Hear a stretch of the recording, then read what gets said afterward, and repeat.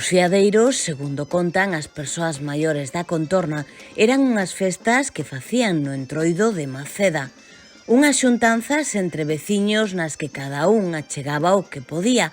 Levaban tamén música con gaitas e pandeiretas e acudían os felos, aínda que non moitos, xa que os traxes son caros e daquelas non o podían permitir moita xente. Eran de alugueiro e prestábanos duns a outros. A idea naceu para distraerse das tarefas cotiás e xuntarse entre os veciños. Este ano vólvese repetir este sábado a partir das 5 da tarde. É unha foliada libre aberta a todos os músicos que se queiran sumar.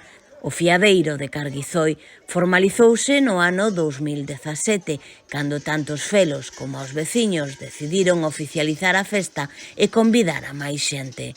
Ese ano fíxose na palleira dunha das veciñas, que era onde agardaban polos felos para empezar a comer todos xuntos as bicas, tortillas ou empanadas feitas polos veciños e que son típicas da contorna.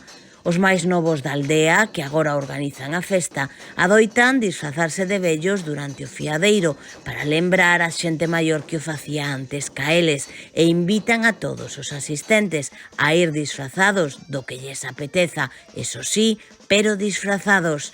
Dende 2017 ata 2020 a festa foi medrando e abríndose a máis xente. Durante a pandemia de 2020 foi o derradeiro ano antes de paralo, xa que durante 2021 e 2022 non se celebrou. No 23 colleron as rendas os máis novos da aldea para axudar os maiores, que xa se lles complicaba facer tanta comida e atender a tanta xente.